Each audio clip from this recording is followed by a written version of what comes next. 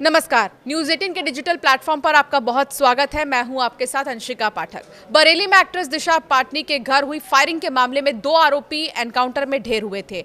आरोपियों की पहचान रविंदर उर्फ कल्लू और अरुण के तौर पर हुई। अब इस केस में एक और नया खुलासा हुआ है। जानकारी के मुताबिक दिशा पाटनी के घर फायरिंग करने गोल्डी बराड़ गैंग के कुल 5 शूटर गए थे। बाकी की तलाश अब जारी है। 2 का तो एनकाउंटर हो गया, लेकिन बाकी 3 कहां है, ये सवाल बरकरार है। जांच में यह पता चला है कि विदेश में बैठे गोल्डी बराड़ और रोहित गोदारा ने अपने हैंडलर के जरिए बरेली में 5 शूटर भेजे थे।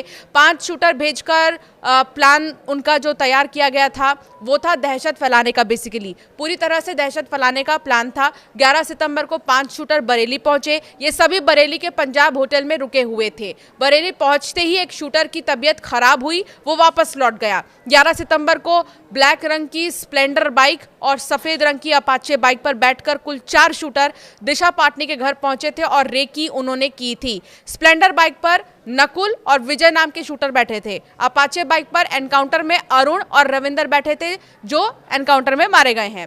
12 सितंबर को भी कुल 4 शूटर दिशा के घर पर पहुंचे थे।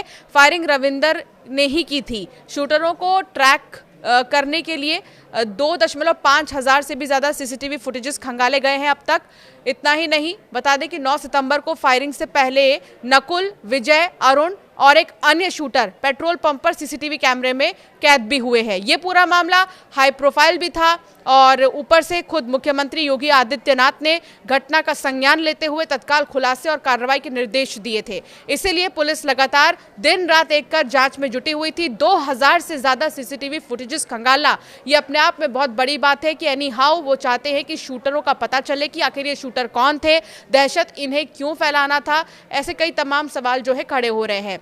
बुधवार शाम को यूपी एसटीएफ की नोएडा यूनिट और सीआई यूनिट दिल्ली और सोनीपत एसटीएफ की जो संयुक्त टीम है वो थाना ट्रोनिका सिटी गाजियाबाद में इन बदमाशों की मुठभेड़ हो गई, जिसमें दोनों ही बदमाश रविंदर और अरुण गंभीर रूप से घायल हुए। दोनों को इलाज के लिए अस्पताल में भर्ती कराया गया, जहां डॉक्टरों ने मृत घोषित कर दिया। नोएडा एसटीएफ यूनिट के एसपी वसीम अकरम ने बताया कि दोनों ही बदमाश रोहित गोदारा और गोल्डी बराड़ गैंग के सक्रिय सदस्य थे।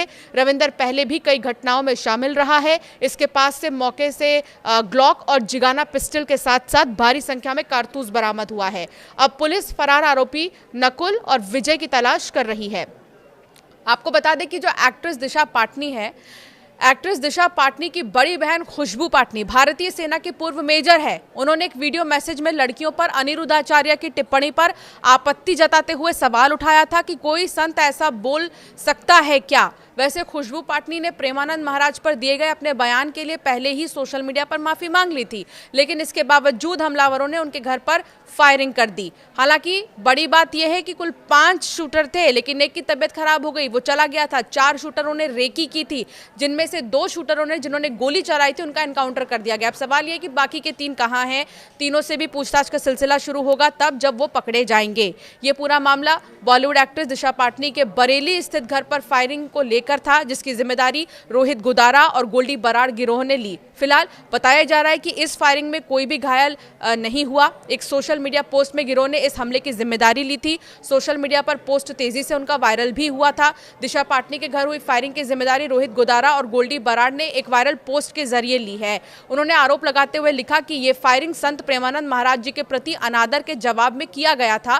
पोस्ट में लिखा है कि मैं वीरेंद्र चरण महेंद्र शरण भाइयों, आज खुशबू पाटनी दिशा पाटनी के घर number 40 civil line Bareilly Uttar Pradesh पर जो फायरिंग हुई है वो हम ही ने कराई है। उन्होंने हमारे पूज्य संतों प्रेमानंद जी महाराज और अनिरुद्ध आचार्य जी महाराज का अपमान किया।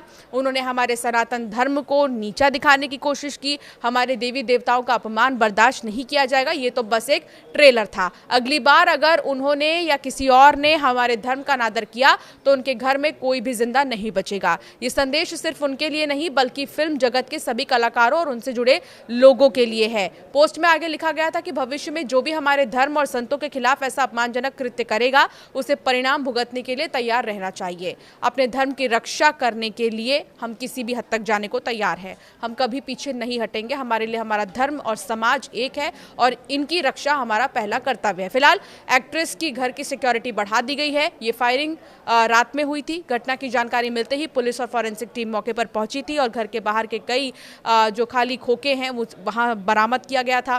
फिर पुलिस की तरफ से ये भी बताया गया कि पूरी जांच जो है वो क्राइम ब्रांच को सौंप दी गई है। हालांकि जब मिलकर एक ऑपरेशन चलाया गया तो जिन लोगों ने फायरिंग की थी घर पर उनका एनकाउंटर कर दिया गया है और साथ ही अब बाकियों की तलाश लगातार जारी है। आपका क्या मानना है इस मामले पर, हमें ज़रूर कमेंट कर बताएं।